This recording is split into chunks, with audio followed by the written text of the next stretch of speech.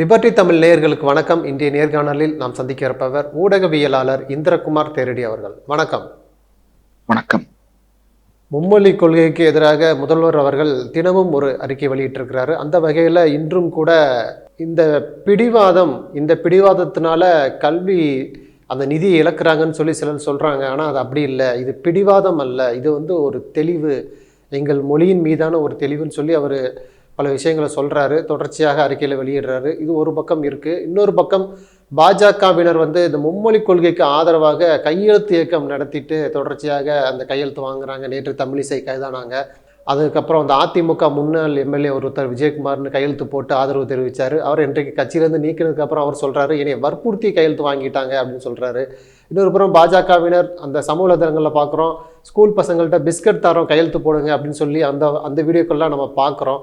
தொடர்ச்சியாக இந்த பாஜகவினர் கையெழுத்து இயக்கத்தை நடத்திட்டு இருக்கதை நீங்கள் எப்படி பார்க்குறீங்க? முதலமைச்சர் தொடர்ந்து ஒரு கடித இயக்கம் ஒன்றை நடத்தி கொண்டிருக்கிறார்.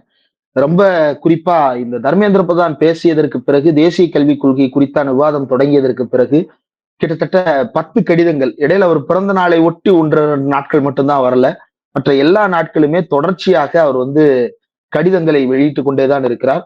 ஒவ்வொரு கடிதமும் தேசிய அளவில் பேசுபொருளாக மாறுகிறது அப்படின்றது ஒரு முக்கியமான விஷயம். அதுல இன்றைக்கு அவர் சொல்லி இருக்கக்கூடியது, நாங்கள் பிடிவாதமாக இல்லை, தெளிவாக இருக்கிறோம் அப்படின்றது ரொம்ப முக்கியமான ஒரு பொலிட்டிக்கல் ஸ்டேட்மெண்ட். ஏன்னா தேசிய அளவில் இருக்கக்கூடிய ஊடகங்கள் எல்லோருமே, ஏன் முக்கியமான பலருமே, செயற்பாட்டாளர்கள் உள்ளிட்ட நிறைய பேர் கூட, ஏன் இவ்வளவு பிடிவாதமா இருக்கணும், பக்கத்து மாநிலத்தின் மொழிகளை நம்ம கத்துக் கொடுக்கறது என்ன தப்பு அப்படின்ற மாதிரியான ஒரு நிலைப்பாட்டுக்கு வர்றாங்க. இப்போ பிடிவாதம்லாம் இல்லை. நம்ம தேவைப்படும் இடங்கள்ல ஏற்கனவே ஆந்திர எல்லை பகுதிகளா இருக்கட்டும், கர்நாடக எல்லை பகுதிகளா இருக்கட்டும், அல்லது கேரள எல்லை பகுதிகளா இருக்கட்டும், இந்த எல்லை பகுதிகளில் அந்த மொழி பேசக்கூடியவர்கள் இங்கு இருக்கிறார்கள் அப்படின்னா அவர்களுடைய நலனுக்காக அந்த மக்களுடைய மொழியில் அவர்களுக்கு அங்கு பாடம் இருக்கிறது, அந்த மொழியை அவர்கள் கற்றுக்கொள்வதற்கான வாய்ப்பு இருக்கிறது. அது எல்லாத்தையும் நம்ம செஞ்சுட்டு தான் இருக்கிறோம். அதே போல சிறுபான்மையின் மொழிகள், உருதா இருக்கட்டும், பல்வேறு இடங்கள்ல அது கற்றுக் கொடுக்கும் விஷயங்கள் நடந்துட்டு தான் இருக்கு. அப்போ நம்ம இதுல தெளிவாகத்தான் இருக்கிறோம். ஏன் அப்படின்னா, நாம ஒரு நல்ல ஆப்பிள் ஜூஸ் சாப்பிட்டுக்கிட்டு இருக்கிறோம். இந்த ஆப்பிள் ஜூஸை சாப்பிடும்போது உனக்கு 2000 கோடி நான் கொடுக்க மாட்டேன், உன் முன்னாடி ஒரு சின்ன பாட்டில்ல கொஞ்சம் விஷம் வச்சிருக்கேன், இந்த விஷத்தை குடிச்சிட்டேன்னா உனக்கு 2500 கோடி தர்றேன் அப்படின்னு சொன்னா, அந்த விஷத்தை குடிக்க மாட்டேன் அப்படின்னு சொல்றது பிடிவாதம் கிடையாது. அது விஷம் என்று தெரிந்ததால் ஒதுக்கி வைப்பது. அந்த ஒதுக்கி வைப்பதைத்தான் முதலமைச்சர் மு.க. ஸ்டாலின் செய்திருக்கிறார். இது தொடர்ந்து 1937ஆம் ஆண்டிலிருந்து தொடர்ந்து நடைபெற்றுக் கொண்டிருக்கின்ற ஒரு பிரச்சனை. குறிப்பா 1965க்கு பிறகு இப்போ ரொம்ப தீவிரமடைந்திருக்கக்கூடியதாக இது மாறுது. 65ல் என்ன சூழல் இருந்ததோ அதே சூழல் இன்றைக்கும் உருவாக்கப்பட்டு கொண்டிருக்கிறது அப்படின்றது ஒரு முக்கியமான விஷயம். ஏன்னா அதே ஜனவரி மாத இறுதி, பிப்ரவரி மாத தொடக்கத்தில் தான் இந்த பிரச்சனையும் தொடங்கி வைக்கப்படுகிறது. 65 மொழி போராட்டத்தினுடைய 60வது ஆண்டு இந்த ஆண்டு. இந்த 60வது ஆண்டில் மீண்டும் தமிழர்களை கழுத்தில் கத்தியை வைத்து அறுத்து பார்க்க வேண்டும் என்று ஒன்றிய அரசு துடியாய் துடித்துக் கொண்டிருக்கிறது. இதுல முதலமைச்சர் இப்போது வெளியிட்டிருக்கக்கூடிய அந்த கடிதத்துல இதுதான் முக்கியமானது. 2வது, இதற்கு எதிராக ஒரு கையெழுத்து இயக்கத்தை பாஜக தொடங்கி இருக்கிறது. ரொம்ப சரியாக இதற்கு 2 ஆண்டுகள் முன்னாடி 2023ல வானதி சீனிவாசன் செல்ஃபி மூவ்மெண்ட் அப்படின்னு ஒண்ணு கிரியேட் பண்ணாங்க. என்னன்னா, பெண்களுக்கு மோடி அரசு என்னெல்லாம் செய்யறாங்கன்னு சொல்லிட்டு பெண்களை பூராம் சந்தித்து செல்ஃபி மூவ்மெண்ட் ஒண்ணு நடத்த போறதா அவங்க அறிவிப்பு கொடுத்தாங்க. அந்த அறிவிப்பு கொடுத்த நாளில் மட்டும்தான் அந்த செல்ஃபி எடுக்கப்பட்டது. அதற்கு பிறகு எங்கும் எடுக்கப்படவில்லை. ஏனால் மோடினால் பலனடைந்த பெண்கள் அப்படின்னு சொல்லிட்டு ஊருக்குள்ள ஒரு 100 பெண்களை கூப்பிட்டு கையை தூக்க சொன்னீங்க அப்படின்னா, யாருக்குமே மோடினா யாருன்றது முதல் கேள்வியா இருக்கும். 2வது, மோடி எங்களுக்கு என்ன செஞ்சாருன்றது 2வது கேள்வியா இருக்கும். 3வது, கேஸ் விலைன்னு ஒண்ணு ஞாபகப்படுத்திட்டீங்க அப்படின்னா அந்த பெண்களுடைய ரியாக்ஷன் அப்படின்றது வேற மாதிரியானதாக இருக்கும். அந்த அளவுக்கு பாதிக்கப்பட்டிருக்கிறார்கள். இப்போ இவங்க ஸ்டார்ட் பண்ணி இருக்கக்கூடிய இந்த கையெழுத்து இயக்கம் அப்படின்றது இவங்க ஆரம்பிக்கும் போதே தெரியும் இவங்க எப்படி நடத்துவாங்கன்றது. ஏன்னா முன்னுதாரணங்கள் இருக்கிறது. இதற்கு முன்னால் இவங்க இதே போல கட்சிக்கு ஆள் சேர்ப்பதற்கு, அதாவது சொந்த கட்சிக்கு ஆள் சேர்க்கிறதுக்கு இவங்க ஒரு மூவ்மெண்ட் நடத்தினாங்க. என்னன்னா, மிஸ்டு கால் மூவ்மெண்ட். அப்போ மிஸ்டு காலே கொடுக்காதவங்களை எல்லாம் நம்பர்னு ஒண்ணு எடுத்து வச்சுக்கிட்டு அந்த நம்பர் மிஸ்டு கால் வந்ததாக பதிவு செய்து கொண்டு இவங்களா ஒரு போலியான பட்டியலை தயாரித்து வெளியிட்டார்கள். பதிவே செய்யாத பல பேருக்கு இவங்களே ஐவிஆர் கால் பண்ணி எல்லாம் அவங்க நம்பரை ட்ரேஸ் பண்ணி வேலைகளை எல்லாம் பண்ணிட்டு இருந்தாங்க. இப்படி மோசடி நடத்துவதுன்றது பாஜகவுக்கு புதிது அல்ல. அதே போல இப்போ நடந்து கொண்டிருக்கக்கூடிய இந்த கையெழுத்து இயக்கம் அப்படின்றத எடுத்துக்கிட்டா, இதுல சின்ன குழந்தைங்களை பிடிச்சு பிஸ்கட் கொடுத்து கையெழுத்து போடு அப்படின்னு சொல்றது எவ்வளவு மலிவாக தமிழ்நாட்டு மக்களை இவர்கள் பார்க்கிறார்கள் அப்படின்றது. ஒரு பிஸ்கட் கொடுத்தா கையெழுத்து போட்டுருவாங்கன்னு நினைக்கிறீங்க, அந்த கையெழுத்தை வச்சு நம்ம இந்தியை திணிச்சிடலாம் அப்படின்னு பாக்குறீங்க அப்படின்னா, இது என்ன மாதிரியான ஒரு மனநிலை? சின்ன பிள்ளைங்க, அதாவது இது கிட்டத்தட்ட அந்த பிள்ளைகளை ஏமாற்றுவது. நீங்க ஒரு மேஜர்கிட்ட போய் நீங்க கையெழுத்து வாங்குறது அப்படின்றது வேற. குழந்தைகள்கிட்ட போய் திமுக நீட்டுக்கு எதிரான கையெழுத்து இயக்கம் நடத்தியது. எந்த மாணவர்கள்ட்டையும் போய் பிஸ்கட்டை கொடுத்து கையெழுத்து போடுன்னு சொல்லல. எந்த மாணவர்கிட்டையும் போய் நான் பேனா பென்சில் வாங்கி தரேன் கையெழுத்து போடுன்னு சொல்லல. மாறாக அதற்கு எதிரான ஒரு கண்டன கூட்டத்தை ஒருங்கிணைத்து பொதுமக்களை அங்கு திரட்டி அந்த மக்களிடமிருந்து கையெழுத்து வாங்கி நீட்டுக்கு எதிரான கண்டனத்தை திமுக பதிவு செய்தது. எத்தனையோ பேர் கையெழுத்து இயக்கம் நடத்துவதை பார்த்திருக்கிறோம். ஆனா மக்களை கேவலமாக நினைத்து ஒரு பிஸ்கட் பாக்கெட்டுக்கு கையெழுத்து போட்டுருவாங்க அப்படின்னு நம்புகிறார்கள் இவர்கள். இப்ப இதுல இந்த பிஸ்கட் வாங்கினதுல அதிமுக முன்னாள் எம்எல்ஏ ஒருத்தர் பலியாகி இருக்கிறார் அப்படின்றதுக்கு அடுத்து வருவோம். முதல்ல இந்த குழந்தைங்க, பள்ளிக்கூடத்துக்கு போகின்ற குழந்தைகளை பிஸ்கட் பாக்கெட்டை கொடுத்து பிஸ்கட் வாங்கிட்டு அவங்க போறாங்க. சரி, யாரோ பிஸ்கட் கொடுக்குறாங்க அப்படின்னு சொல்லிட்டு வாங்கிட்டு போறாங்க. அவங்கள பிடிச்சி வலுக்கட்டாயமா பிஸ்கட் வாங்கின கையெழுத்து போடுறான் அப்படின்னு சொல்லிட்டு அந்த சின்ன பசங்களை பூரா மிரட்டுறது. அப்போ நாளைக்கு 3 மொழி என்று ஒன்று இன்ட்ரடியூஸ் பண்ணா, 3வது மொழியாக ஒழுங்கா இந்தியை படிடா அப்படின்னு சொல்லிட்டு அவர்களை இந்தி படிப்பதற்கு கட்டாயப்படுத்த மாட்டார்கள் என்பதில் என்ன நிச்சயம்? இதைத்தான் நம்ம மறுபடியும் சொல்றோம். 3 மொழி என்பது ஒரு மோசடி, 3 மொழி என்பது மக்கள் நாட்டுக்கும் வீட்டுக்கும் கேடு அப்படின்னு நம்ம சொல்லுவதற்கான காரணம் இதுதான். அது மறுபடியும் இந்தியை திணிப்பதில் தான் நிக்க போகுது. அதனுடைய வெளிப்பாடு தான் இப்போது இவர்கள் நடத்தி கொண்டிருக்கக்கூடிய இந்த கையெழுத்து இயக்கம். இல்ல, தொடர்ச்சியாக அதில் உள்ள நல்ல விஷயங்களையும் அவங்க எடுத்து சொல்ல தயாராக இருக்கிறாங்கன்னு சொல்றாங்கல்ல. அதாவது தமிழிலே இப்போ அமித்ஷா மீண்டும் தமிழகம் வந்திருக்கிறாரு. அவர் முக்கியமான ஸ்டேட்மெண்ட் முன்வைக்கிறாரு. தமிழ்நாட்டுடைய பாரம்பரியமும் கலாச்சாரமும் இந்தியாவுடைய பாரம்பரியத்தை பிரதிபலிக்குது. தமிழை பிரதமர் மோடி நேசிக்கிறாரு. ஒன்றிய அரசு தமிழுக்காக நிறைய செஞ்சிருக்குன்னு சொல்றாங்க. அது மட்டுமல்ல, தமிழிலே மருத்துவம் படிக்கலாம், தமிழிலே பொறியியல் படிக்கலாம்னு பல்வேறு விஷயங்களை சொல்றாங்க. அது மட்டுமல்ல, பல டேட்டாக்களை சொல்றாங்கல்ல. அதாவது தமிழ் படிப்பவர்களுடைய எண்ணிக்கை குறைஞ்சு கொண்டே வருது, ஆங்கிலம் படிப்பவர்களுடைய எண்ணிக்கை தமிழ்நாட்டில் அதிகரிச்சு கொண்டே வருது. இது தமிழுக்கு ஒரு பெரிய ஆபத்துன்னு சொல்றாங்கல்ல. இந்த 3 மொழியினுடைய முக்கியத்துவத்தை எடுத்து சொல்றேன் அப்படின்ற பேர்ல இவங்க ஏதாவது ஒரு கான்கிரீட்டான ஆதாரத்தை கொடுத்திருக்கிறாங்களா? ஏதாவது ஒரு 3வது மொழியை கத்துக்குங்க அப்படின்னு சொல்றாங்க. ஏதாவது ஒரு 3வது மொழியை நான் என்னத்துக்கு கத்துக்கிடணும்? இங்க இருக்கக்கூடிய கேரளாவுக்கும் கர்நாடகாவுக்கும் ஆந்திராவுக்கும் நான் பயணப்படும் பொழுது அவர்களும் ஆங்கிலம் படிக்கிறார்கள். அவர்களிடம் நான் ஆங்கிலத்தில் பேசுவது அப்படின்றதுல எனக்கும் எந்த சிரமமும் இல்லை, அவங்களுக்கும் எந்த சிரமமும் இல்லை. இதுல கூடுதலாக நாம தமிழ்ல பேசுறதையே மலையாளத்தில் பேசுபவர்களும், தெலுங்கில் பேசுபவர்களும், கன்னடத்தில் பேசுபவர்களும் நம்முடைய தமிழையே அப்படியே புரிந்து கொள்ளக்கூடியவர்களாகத்தான் இருக்கிறார்கள். நமக்கு அவங்க பேசுறது புரியாம இருக்கலாம், ஆனா நம்ம பேசுறது அவங்களுக்கு நல்லாவே புரியுது. அதுதான் இந்த திராவிட மொழி குடும்பத்தினுடைய சிறப்பு பண்பு. இந்த பண்புகள் இவர்களுக்கு எந்த காலத்திலும் புரியாது. இதுல 3வது மொழி ஏதாவது ஒண்ணு கத்துக்க அப்படின்னு சொல்றதுல ஏதாவது ஒரு லாஜிக் இருக்கா? அந்த 3வது மொழியை எதுக்காக நான் கத்துக்கிடணும் அப்படின்ற கேள்விக்கு இப்ப வரைக்கும் பதில் இல்லை. அதுக்கு இவங்க என்ன சொல்றாங்கன்னா, சிபிஎஸ்இ ஸ்கூல்ல கத்துக்கிறாங்களே, அப்ப அரசு பள்ளி மாணவர்கள் கத்துக்கிட கூடாதா? நான் என்ன கேட்கிறேன், சிபிஎஸ்இ பள்ளிக்கூடத்தில் இருக்கக்கூடிய மாணவர்கள் ஏன் அதை கற்றுக்கொள்ளுகிறார்கள்? கற்றுக்கொண்டு இந்த சுதந்திர இந்திய வரலாற்றில் 1947 கிழித்தது என்ன அப்படின்னு தான் நான் கேட்கிறேன். எத்தனை சிபிஎஸ்இ பள்ளிக்கூடங்கள்ல தெலுங்கு கற்றுக்கொண்டிருக்கிறார்கள்? எத்தனை கேந்திரிய வித்யாலயா பள்ளிக்கூடங்கள்ல உருது, கொங்கணி, துளு போன்ற மொழிகளை எல்லாம் கற்றுக்கொண்டிருக்கிறார்கள்? அப்ப அந்த மொழிகளை எல்லாம் யாரும் கத்துக்கல. 3வது மொழியாக அதிகமாக இந்தியாவில் கற்றுக்கொள்ளப்படுகின்ற அல்லது பெரும்பான்மையாக கற்றுக்கொள்ளப்படுகின்ற ஒரே மொழி இந்தி. அதற்கு அடுத்து ஒரு சிலர் சமஸ்கிருதம், அதற்கடுத்து பிரெஞ்சு. இதையுமே ஏன் எடுக்கிறாங்க அப்படின்னா, இங்க இருக்கக்கூடிய இதை அந்த பேப்பர்ஸை யாரும் பிரெஞ்சு அறிஞர்கள் திருத்த போறது கிடையாது, சமஸ்கிருதத்தை தாய்மொழியாக கொண்டவர்கள் திருத்த போறது கிடையாது. யாரோ நம்மள மாதிரியே தத்தக்கா பத்தக்கான்னு சமஸ்கிருதமும் தத்தக்கா பத்தக்கான்னு பிரெஞ்சும் படிச்சுட்டு வந்த யாரோ ஒருத்தர் தான் கத்துக் கொடுக்க போறாரு. இந்தியாவில இருந்து அந்த மொழியை கத்துக்கிட்டவர் தான். அப்ப அந்த மொழியை தாய்மொழியாக கொண்டு அந்த மொழியை ஆய்ந்து அறிந்த அறிஞர்கள் அந்த பேப்பரை திருத்த போறது கிடையாது. ஆனா இங்க இருக்கக்கூடிய தமிழாசிரியர்கள் அப்படி அல்ல. தமிழை ஆய்ந்து அறிந்த அறிஞர்களாகத்தான் தமிழாசிரியர்கள் அத்தனை பேரும் இருக்கிறார்கள். ஆனா மற்ற மொழியை பேசுபவர்கள் அப்படி அல்ல. அவனவன் தாய்மொழியைத்தான் அவன் சொந்தமா மாஸ்டர் பண்ண முடியுமே தவிர, அடுத்தவன் தாய்மொழியினுடைய அறிஞராக வேண்டுமானால் சொல்லிக் கொள்ளலாமே தவிர, அதில் அவர்கள் மிகப்பெரிய புலமையோடு இருப்பார்கள் அப்படின்றதெல்லாம் எல்லா பேரும் என்ன வீரமாமுனிவராகவே வாழ்ந்துகிட்டு இருக்கிறாங்களா? தேம்பாவணி காப்பியம் எழுதி கொண்டு வேற மொழியை கற்றுக்கொண்டு எல்லாம் பிழப்புக்காக கத்துக்கிறவங்க தான். இப்ப பிழப்புக்காக கத்துக்கிறவங்க இதெல்லாம் எழுதி கொடுத்தோம், பிரெஞ்சுல சும்மா அப்படி 4-5 வார்த்தையை பூசினாப்புல எழுதி விட்டோம் அப்படின்னா ஈஸியா மார்க் எடுத்துடலாம். நான் இன்னும் தெளிவா சொல்றேன், 11th 12th தமிழ் 2ஆம் தாள் எழுதுவதற்கு கஷ்டப்பட்டு கொண்டு தமிழ் 2ஆம் தாளில் ரொம்ப அதிகமான இலக்கியம் படிக்க வேண்டி இருக்கிறது, இலக்கிய அணிநயம் படிக்க வேண்டியது இருக்கிறது. இதையெல்லாம் படிப்பதற்கு சிரமப்பட்டு கொண்டு சமஸ்கிருதம்னா பேசிக்கா எதையாவது சொல்லி தருவாங்க, அதை வச்சு என்னத்தையாவது மேம்போக்கா எழுதிடலாம் அப்படின்னு கத்துக்கிறவங்க தான் அதிகமானவர்கள் இருக்கிறார்கள். இது எந்த பள்ளிக்கூடத்திற்கு போனாலும் நீங்கள் கேட்கக்கூடிய நிஜமாக இருக்கும்.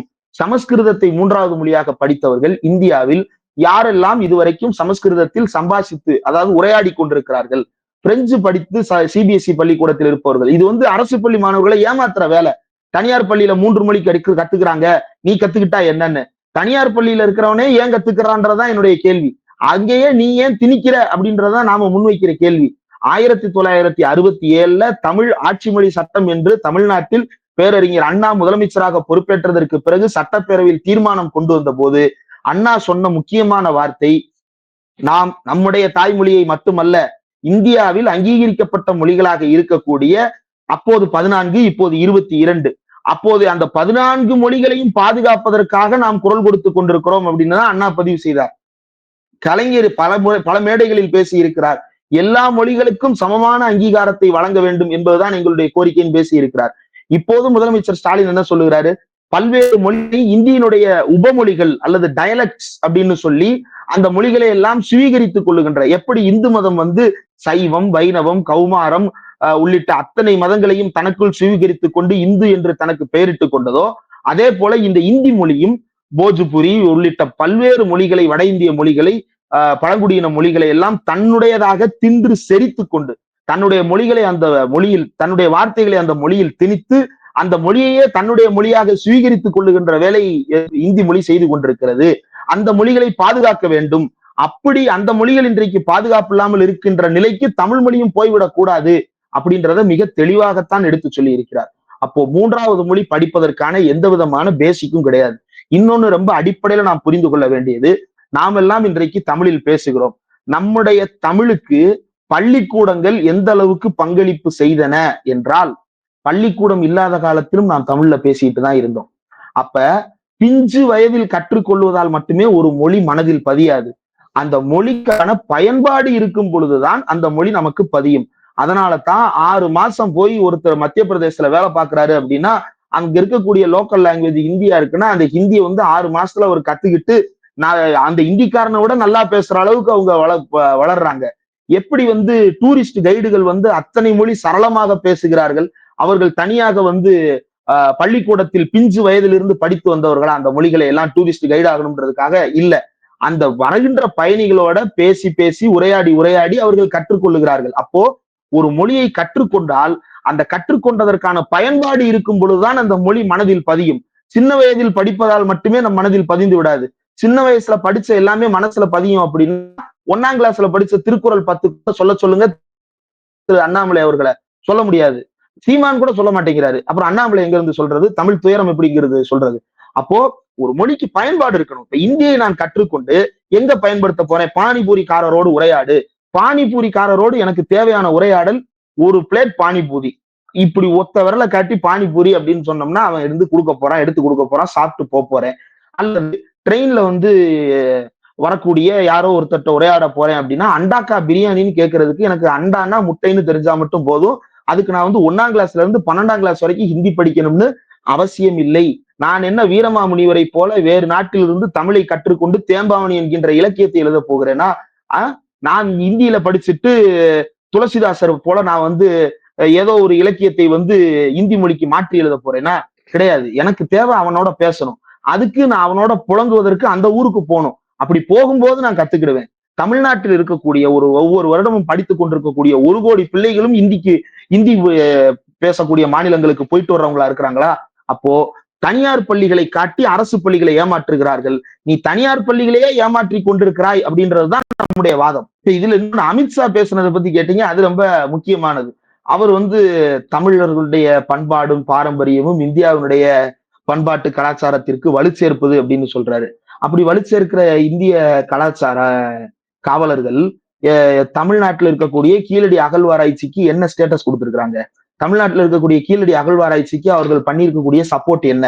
சமீபத்துல தமிழ்நாட்டினுடைய முதலமைச்சர் அறிவித்தாரு, இரும்பு காலம் என்பது இந்தியாவில் முதலில் இருந்தது தமிழ்நாட்டில் தான் என்று ஆய்வுபூர்வமாக கிட்டத்தட்ட 5300 ஆண்டுகளுக்கு முன்னாலேயே, கிறிஸ்து பிறப்பதற்கு 3300 ஆண்டுகளுக்கு முன்னாலேயே இங்கு தமிழன் இரும்படித்துக் கொண்டிருந்தான், நாகரிகத்தோடு வாழ்ந்தான் அப்படின்னு சொல்றாரு இல்லையா? அதற்கு இந்த ஒன்றிய அரசு கொடுத்திருக்கக்கூடிய அங்கீகாரம் என்ன? அதே போல இந்த தமிழர்களுடைய கலாச்சாரத்திற்கு இப்போது இவர்கள் சேருவதற்கு காரணம் என்ன அப்படின்னா, நீங்க நல்லா பாருங்க, கீழடி அகழ்வாராய்ச்சி தொடங்கின உடனே கீழடியில பிள்ளையார் சிலை கிடைச்சிருச்சு, கீழடியில ராமர் சிலை கிடைச்சிருச்சுன்னு புரளியை கிளப்பினாங்க. இரண்டாவது, சிந்து சமவெளி நாகரிகத்தை இவர்கள் என்னவாக மாற்றுகிறார்கள் அப்படின்னா, இந்த சரஸ்வதி சிந்து நாகரிகமா, சிந்துவே செகண்டரியா போயிருச்சு. இப்ப சரஸ்வதி அது எங்க ஓடுது அப்படின்னா அண்டர் கிரவுண்ட்ல ஓடுது அப்படின்றாங்க. அது என்ன டனலா அண்டர் கிரவுண்ட்ல ஓடுறதுக்கு? அண்டர் கிரவுண்ட்ல ஓடுறதுக்கு பேரு நிலத்தடி நீர். இது அறிவியல் நமக்கு சொல்லக்கூடியது. நிலத்தடி நீருக்கு நீ சரஸ்வதினு பேர் வச்ச அப்படின்னா, அப்ப அமெரிக்கால இருக்கக்கூடிய மிசிசிப்பி கரையில் இருந்த நாகரிகமும் கூடத்தான் சரஸ்வதி நாகரிகம்னு சொன்னாலும் சொல்லுவாங்க. ஏன்னா அமெரிக்காவில அந்த அளவுக்கு சாதியையும், அமெரிக்காவில அந்த அளவுக்கு சங்கிகளையும் வளர்த்து கொண்டிருக்கிறது இந்த RSS சங் பரிவார் கும்பல். இந்தியாவுக்குள்ள வருவோம். கீழடியிலிருந்து சிந்து சமவெளி வரைக்கும் எல்லாத்துலயும் அவங்களுடைய அடையாளம் உள்ள இருப்பதா கிளைம் பண்ணிக்கிட்டே வர்றதுக்கான காரணம் என்ன அப்படின்னா, இந்த ஆரிய படையெடுப்பாளர்களுக்கு, இந்த அந்நியர்களுக்கு இந்தியாவில் சொந்த வரலாறு என்று ஒன்று கிடையவே கிடையாது. சொந்த வரலாறு இல்லாத இந்த வந்தேரிகள் தமிழன் தான் இந்த நிலம் முழுவதும் வாழ்ந்தான் என்று அம்பேத்கர் சொன்ன போது கோபப்பட்டவர்கள், அதற்கு இப்போது ஆதாரம் கிடைக்க தொடங்கிவிட்டது என்று தெரிந்தவுடன் தமிழனும் இந்தியன் தானே அப்படின்னு சொல்லிட்டு வர்றான். இலங்கையில என் மீனவனை சுட்டு கொன்ன போது அங்க இந்தியன் தானே சுட்டுக் கொல்லப்படுகிறான்னு நீ காப்பாத்த வரல. தானே புயல்ல என்னுடைய மீனவர்கள் ஆயிரக்கணக்கான பேர் நடுக்கடலில் தத்தளித்துக் கொண்டிருந்த பொழுது உடனடியாக ஆபத்து உதவிக்கு உன்னை அழைத்த போது இந்தியன் தானே தத்தளிக்கிறான் என்று உடனடியாக நீ சேரல. இலங்கையில நம்முடைய இனத்தை சேர்ந்தவர்கள் படுகொலை செய்யப்பட்டு கொண்டிருந்த பொழுது இந்தியர்கள் தானே அவர்கள் என்று, இந்திய வம்சாவளியை சேர்ந்தவர்கள் தானே அவர்கள் என்றோ, அல்லது இந்தியாவில் இருக்கக்கூடிய ஒரு சமூகத்தினுடைய தொப்புள் கொடி உறவுகள் என்றோ ஒரு பாசத்தோடு அவர்களை காப்பாற்றுவதற்காக உனக்கு எந்த விதத்திலும் மனது இடம் கொடுக்கல. ஆனா இப்ப மட்டும் திடீர்னு உனக்கு தமிழர்கள் என்றால் இந்தியர்களுக்கு நாகரிகத்தை, இந்தியாவ நாகரிகமும் தமிழர்கள் நாகரிகமும் ஒண்ணுதான் என்று தமிழரின் நாகரிகத்தை இந்திய நாகரிகம் என்று இவர்கள் கபலீகரம் செய்து கொள்ள பார்க்கிறார்கள். சிலர் கேட்கலாம், இந்தியாவுக்குள்ளதான நம்ம இப்ப இருக்கிறோம், அப்ப தமிழரின் நாகரிகத்தை இந்திய நாகரிகம் என்று சொல்லுவதில் என்ன தவறு இருக்கிறது அப்படின்னு சிலர் கேட்கலாம். அது ரொம்ப முக்கியமான ஒரு பாயிண்ட். ஏன் அப்படின்னா, இந்தியா அப்படின்றது ஒரு மாடர்ன் நேஷனல் ஐடென்டிட்டி, ஒரு நவீன தேசிய அடையாளம். 1947க்கு முன்பு வரைக்கும் எப்போதும் நமக்கு அந்த அடையாளம் இருந்ததே கிடையாது. அப்ப இந்தியாவை பொறுத்தவரையில் 544 அடையாளங்கள் இருந்தன. 543 தனித்தனி சமஸ்தான அடையாளங்களும், மீதி இருக்கக்கூடிய பல பகுதிகளும் இந்தியா என்று பிரிட்டிஷார் கூப்பிட்டு கொண்ட அடையாளத்திற்குள்ளும் நாம் இருந்தோம். அப்ப நம்மளுடைய நேஷனாலிட்டி என்ன? கலோனியல் பிரிட்டிஷ் இந்தியன் அப்படின்றதுதான் நம்முடைய நேஷனாலிட்டியா இருந்தது. அதுக்கு முன்னாடி என்னவா இருந்தது? அதுக்கு முன்னாடி முகல் சிட்டிசன் அப்படின்னு சொல்லிட்டு முகலாய குடிமக்களாக நாம் வாழ்ந்து கொண்டிருந்தோம். அதுக்கு முன்னாடி என்னவா இருந்தது? ஒரு சிலர் அசோகரனுடைய குடிமக்களாகவும், ஒரு சிலர் பாண்டிய, சேர, சோழருடைய குடிமக்களாகவும் இருந்தோம். அப்போ இதுல நம்ம புரிந்து கொள்ள வேண்டியது என்ன அப்படின்னா, மொழியின் அடிப்படையில் தமிழர்கள், ரேசியல் ஐடென்டிட்டி அப்படின்னு எடுக்கும் பொழுது அது தமிழராகவும் திராவிடராகவும் தான் நாம இங்க இருக்கிறோமே தவிர, இந்தியன் என்பது ஒண்ணும் இல்லைங்க. அமெரிக்கால இருக்கிற ஒருத்தர் இந்தியாவில லீகலா குடியேறி 25 வருஷம் செட்டில் ஆயிட்டாரு அப்படின்னா அவர் இந்திய குடிமகன் ஆயிடுவார். அவருடைய சாதனைகள் எல்லாவற்றையும் இந்தியாவின் சாதனைகள் என்று கிளைம் பண்ணி கொள்ளலாம். ஆனால் அவர் யார் அப்படின்ற கேள்வி. அப்போ கிட்டத்தட்ட நமக்கு தெரிந்து ஒரு 1000 ஆண்டுகளுக்கு முன்பு கூட நாம் தமிழராக வாழ்ந்திருக்கிறோம். 2000 ஆண்டுகளுக்கு முன்பு நாம் தமிழராக வாழ்ந்திருக்கிறோம். சிலப்பதிகாரம் போன்ற காப்பியங்களை வைத்திருக்கிறோம். அப்படின்னா இந்த இனத்திற்கு தமிழ் இனம் என்கின்ற அடையாளத்தை அப்ப யாரும் பெயர் சூட்டாமல் இருந்திருக்கலாம். ஆனால் பெயர் இல்லை என்பதற்காக அந்த இனமே இல்லை என்று அர்த்தம் கிடையாது. அதனால்தான் நாம் தமிழினமாக இன்றைக்கும் சொல்லுகிறோம். 2000 ஆண்டுகளுக்கு முன்னால் இங்கு இந்தியர் என்கின்ற ஒரு அடையாளத்தோடு வாழ்ந்த யாராவது ஒரு தனிநபரை காட்ட முடியுமா? அதனாலதான் இவங்க என்ன செய்வாங்க அப்படின்னா, வேத புராண ஆகம மரபுன்னு போய் பாரத வருஷ அப்படின்னு சொல்லுவாங்க. நீங்க இந்த கோயில்ல மந்திரம் சொல்லும் போது பாரத வருஷ அப்படின்னு சொல்லிட்டு ஆரம்பிப்பாங்க. இது வந்து பாரத வருஷமாக. அப்போ இவ்வளவு காலம் நீ பாரத வருஷமா தானே சொல்லிட்டு இருந்தாய், இப்ப எதற்காக திடீர்னு வந்து இத தமிழ்நாட்டிலிருந்து இந்தியாவின் கலாச்சாரம் வந்து கொடிகட்டி பறக்கிறது அப்படின்னு பேசிட்டு வர்ற? அப்போ உன்னுடைய நோக்கம் இந்த மொழியின் அடையாளத்தையும், இந்த மொழியை பேசிக் கொண்டிருந்த நாகரீகமான மக்களுடைய அடையாளத்தையும் திருட வேண்டும். அப்படி திருட வேண்டும் என்றால் இந்த மக்களை ஏமாற்ற வேண்டும். இந்த மக்களையும் இந்தி பேச வைத்து விட்டால் இவர்களையும் நாம் இந்தியர்கள் என்று மாற்றி இந்தியாவின் வரலாறு என்பதை 5300 ஆண்டுக்கு முன்னாடி போய் நிப்பாட்டுவானுங்க. அப்போ இந்த நிலப்பரப்பு என்பது வெவ்வேறு பெயர்களால் வெவ்வேறு காலகட்டங்களில் அழைக்கப்பட்டு வந்திருக்கிறது. நாம் அதனுடைய மூலத்திலிருந்து பேசுகிறோம், இவர்கள் நவீனத்திலிருந்து பேசுவதாக நம்மை ஏமாற்றுகிறார்கள். இந்த வேறுபாட்டை தமிழர்கள் தெளிவாக புரிந்து வைத்திருக்கிற காரணத்தால் தான் 1967 தமிழ்நாட்டுக்குள் நோ என்ட்ரி டு டெல்லி அப்படின்னு போட்ட போர்டு இன்னைக்கும் அசைக்க முடியாம பெயிண்ட் மாறாம அப்படியே நின்றுகிட்டு இருக்கு. அதை வந்து இவங்க அழிக்க முடியல அப்படின்ற அந்த துயரமான நினைவுகளில் இருந்துதான் மீண்டும் மீண்டும் தமிழருடைய அடையாளத்தை திருட வருகிறார்கள். அப்படிப்பட்ட ஒரு திருட்டு பேச்சு தான் அமித்ஷாவினுடைய பேச்சு. அப்படிப்பட்ட திருட்டு பேச்சுக்கு அவர்கள் நமக்கு கொடுக்கின்றது என்ன தெரியுமா? 2 துண்டு பிஸ்கட். இந்த பிஸ்கட் துண்டை போட்டா தமிழனை ஏமாத்திடலான்னு பாக்குறாங்க. தமிழர்கள் அப்படி ஏமாறுபவர்கள் அல்ல.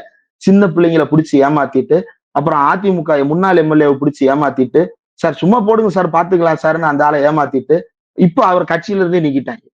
இப்போ இறுதியாக இப்போ அமித்ஷா அவர்களுடைய பேச்சு ஒரு தாக்கத்தை ஏற்படுத்தாதா? அதாவது கடந்த முறை பேசும்போதே சொன்னார், ஒன்றியத்துக்கு எதிராக இருக்கிறாங்க, ஒரு தேச விரோத ஆட்சி தமிழ்நாட்டில் 2026 அகற்றப்படும்ங்கிறாரு.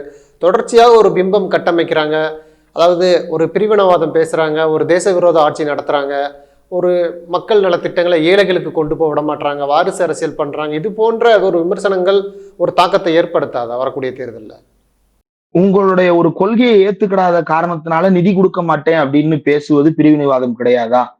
கொடுத்த காசை திருப்பி கேட்கறது அப்படின்றத வந்து அநீதி அப்படின்னு சொல்றது பிரிவினைவாதம் கிடையாதா? நாம செய்யாத எதையும் திரும்ப கேட்கல. இந்த நாட்டினுடைய வளர்ச்சிக்காக தமிழன் உழைத்த உழைப்பு என்பது சாமானிய உழைப்பு அல்ல. ஒரு காலத்தில் பிரிவினை கேட்டுக் கொண்டிருந்தார்கள் அப்படின்னு இவங்க சொல்றாங்க இல்லையா? அந்த பிரிவினை கேட்டுக் கொண்டிருந்தார்கள் என்று சொல்லுவது இவங்க கட்சியோட அடையாளப்படுத்தி இன்னைக்கு சொல்றாங்க. அன்னைக்கு வெறுமன கட்சி மட்டும்தான் அதை கேட்டுக் கொண்டிருந்ததா? தமிழ்நாடே கேட்டுக்கொண்டிருந்தது. தனித்தமிழ்நாடு அப்படின்ற அந்த கோரிக்கையை தமிழ்நாடே கேட்டுக்கொண்டிருந்தது. அன்றைக்கு அந்த கட்சிக்கு பின்னால் நின்ற அத்தனை பேரும் தமிழர்கள் தான். வேறு மொழியை சேர்ந்தவர்கள் அல்ல, அல்லது வேறு கண்டத்தை சேர்ந்தவர்கள் அல்ல, அல்லது வேற்று கிரகத்தை சேர்ந்தவர்கள் அல்ல. தமிழன் தான் இந்த கட்சியை உருவாக்கினா, தமிழன் தான் இந்த கட்சியின் மூலமாக அந்த கோரிக்கையை முன் வச்சான். அப்ப இந்த கட்சி பிரிவினைவாத கட்சி அப்படின்னு ஒருத்தர் சொல்றாருன்னா, அந்த கட்சிக்கு ஓட்டு போட்ட தேர்ந்தெடுத்த அத்தனை பேரையும் பிரிவினைவாதிகள் அப்படின்னு சொல்றாங்கன்னு தான் அர்த்தம். அந்த கட்சிக்கு ஓட்டு போட்ட மக்கள் அனைவரையும் அவர்கள் ஏமாற்ற பார்க்கிறார்கள் அப்படின்றதுதான் அதனுடைய அவுட்கம். இந்த அவுட்கம் தான் நம்ம புரிஞ்சுக்கணும். இப்ப இந்த பிரிவினைவாதம் அப்படின்னு பேசுற பேச்சு, இந்த பிரிவினைவாதம் அப்படின்ற அந்த மனநிலையை வந்து நேற்றைக்கு தன்னுடைய கடிதத்தில் முதலமைச்சர் மு.க.ஸ்டாலின் வந்து தெளிவுபடுத்தி இருந்தார். யாருக்கு தேச பக்தி பாடம் எடுக்கிறாய்? இந்திய சீன போராக இருக்கட்டும், அல்லது இந்திய பாகிஸ்தான் போராக இருக்கட்டும், அல்லது வங்கதேச பாகிஸ்தான் போரில் இந்தியா சம்பந்தப்பட்டதாக இருக்கட்டும், இப்படி எல்லா நேரங்களிலும் இந்திய அரசுக்கு மிகப்பெரிய பொருளுதவியை செய்த முதல் மாநிலமாக இருந்தது தமிழ்நாடு. அன்றைக்கு நம்மிடம் பணமே இல்லாமல் இருந்த போதும் கூட மக்களிடம் இருந்து அவ்வளவு பணத்தை வசூலித்து இந்தியாவுக்காக நாம் கொடுத்தோம். இந்தியா ஒன்றுபட்டு இருந்த வீடு முதல்ல கூரை இருந்தா தான் வீடை பாதுகாக்க முடியும் அப்படின்னு சொல்லிட்டு, இந்தியா பாதுகாப்பாக இருந்தால்தான் தமிழ்நாட்டை பாதுகாப்பாக நாம் வைத்துக் கொள்ள முடியும். நம்முடைய பிரச்சனைகளை பிறகு பேசுவோம், முதல்ல இந்த எதிரி படையெடுப்பை பார்த்துக் கொள்வோம் அப்படின்னு சொல்லிட்டு பேரறிஞர் அண்ணா நாடாளுமன்றத்துல பேசும் பொழுது ஒரே ஒரு விஷயத்தை தான் கேட்டார். என்ன கேட்டார்?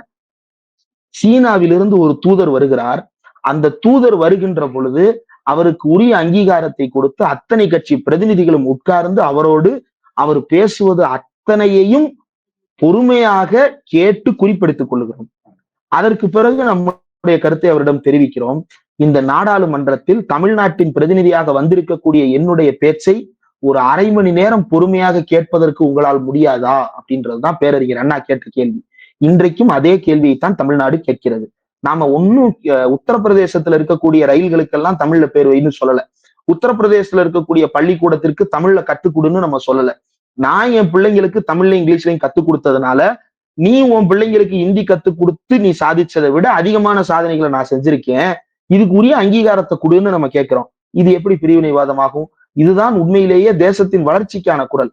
இதை அவங்க கூட்டணி கட்சியில் இருக்கக்கூடிய சந்திரபாபு நாயுடுவே நேற்று தெளிவுபடுத்தி சொல்லியிருக்கிறாரு. தமிழர்கள் இன்றைக்கு உயர்ந்த பதவிகளில் உயர்ந்த நாடுகளில் வேலை பார்த்து கொண்டிருக்கிறார்கள், அதற்கு அவர்கள் படித்த ஆங்கிலம் தான் காரணம் அப்படின்னு சொல்லி இருக்கிறாரு. அப்போ மோடி அவர்களோ அல்லது அமித்ஷா அவர்களோ சந்திரபாபு ஒண்ணும் இல்ல, ஒரு 5 வருஷத்துக்கு முன்னாடி வரைக்கும் சந்திரபாபு நாயுடு ஆன்டி நேஷனல் தான். கூட்டணிக்கு வந்துட்டு ஆன்டி நேஷனல் முத்திரையை எடுத்துருவாங்க. நன்றி தோழர். நிறைய நல்ல தகவல்களை நேயர்களுக்கு சொல்லியிருக்கீங்க. உங்களுடைய பயனுள்ள நேரத்துக்கு மிக்க நன்றி. நன்றி.